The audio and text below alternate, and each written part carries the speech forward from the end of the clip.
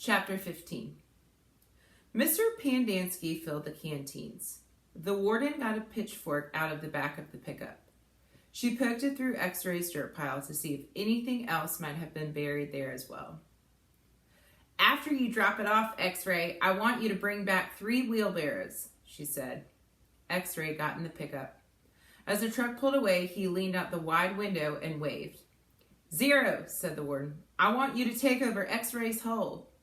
She seemed to know that Zero was the fastest digger. "Armpit and Squid, will you keep digging where you've been?" she said. "But you're each going to have a helper. Zigzag, you help Armpit, Magnet will help Squid, and Caveman, you'll work with Zero. We're going to dig the dirt twice. Zero will dig it out of the hole and Caveman will carefully shovel it into a wheelbarrow. Zigzag will do the same for Armpit and the same for Magnet and Squid.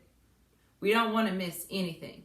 If either of you find something, you'll both get the rest of the day off in a double shower.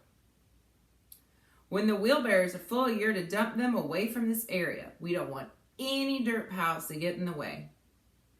The warden remained at the site for the remainder of the day, along with Mr. Pendanski and Mr. Sir, who showed up after a while. Occasionally, Mr. Sir would leave to take water to the other groups of campers, but otherwise he and the water truck stayed parked there. The warden saw to it that nobody in Group D was ever thirsty. Stanley did as he was told. He carefully looked through all the dirt dug up by Zero as he shoveled it into a wheelbarrow, though he knew he wouldn't find anything. It was easier than digging his own hole. When the wheelbarrow was full, he took it a good distance before dumping it. The warden couldn't keep still. She kept walking around, looking over the boys' shoulders and sticking her pitchfork through the dirt piles. "You're doing fine, just fine," she told Stanley. After a while, she told the boys to switch places so that Stanley, Zigzag, and Magnet dug in the holes, and Zero, Armpit, and Squid shoveled the excavated dirt into the wheelbarrows. After lunch, Zero took over the digging again, and Stanley returned to the wheelbarrow. "There's no hurry," the warden said several times. "The main thing is not to miss anything." The boys dug until each hole was well over 6 feet deep and wide. Still, it was easier for 2 boys to dig a 6-foot hole than it was for 1 boy to dig a 5-foot hole. "All right, that's enough for today," the warden said. "I've waited this long. I can wait another day." Mr. Sir drove her back to her cabin. "I wonder how she knew all our names," Stanley said as he walked back to the compound.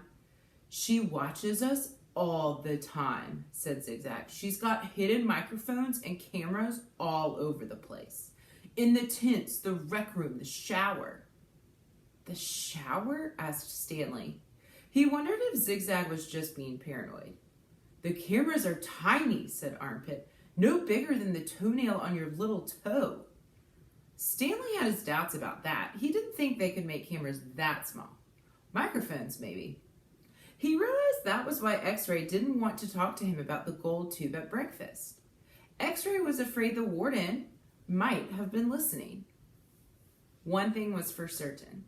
They weren't digging to just build character. They were definitely looking for something. And whatever they were looking for in the wrong place. Stanley gazed out across the lake toward the spot where he had been digging yesterday when he found the gold tube. He dug the hole into his memory. Chapter 16. As Stanley entered the rec room, he could hear X-Ray's voice from all the way across the room. "See what I'm saying?" X-Ray said. "Am I right or am I right?" The other bodies in the room were a little more than bags of flesh and bones, dumped across broken chairs and couches. X-Ray was full of life, laughing and waving his arms around as he talked. "Yo, Caveman, my man," he called out. Stanley made his way across the room. "Hey, slide on over, Squid," said X-Ray. "Make room for the Caveman." Stanley crashed on the couch. He had looked for a hidden camera in the shower, but he hadn't seen anything, and he hoped the warden hadn't either. "What's the matter?" asked X-Ray. "You guys tired or something?" He laughed. "Hey, keep it down, will you?" groaned Zigzag. "I'm trying to watch TV." Stanley glanced uncertainly at Zigzag, who was staring very intently at the busted television screen. The warden greeted the boys at breakfast the next morning and went with them to the holes. 4 dug in the holes and 3 tended to the wheelbarrows. "Glad you're here, X-Ray," she said to him. "We need your sharp eyes." Stanley spent more time pushing the wheelbarrow than digging, because he was such a slow digger. He carted away the excess dirt and dumped it into previously dug holes. He was careful not to dump any of it in the hole where the gold tube was actually found. He could still see the tube in his mind. It seemed so familiar, but he just couldn't place it. He thought that it might have been the lid to a fancy gold pen. KB could have been the initials of a famous author. The only famous authors he could think of were Charles Dickens, William Shakespeare, and Mark Twain. Besides, it didn't really look like the top of a pen. By lunchtime, the warden was beginning to lose her patience. She made them eat quickly so they could get back to work. "If you can't get them to work any faster," she told Mr. Sir, "then you're going to have to climb down there and dig with them." After that, everyone worked faster, especially when Mr. Sir was watching them. Stanley practically ran when he pushed his wheelbarrow. Mr. Sir reminded them that they weren't Girl Scouts. They didn't quit digging until after every other group had finished.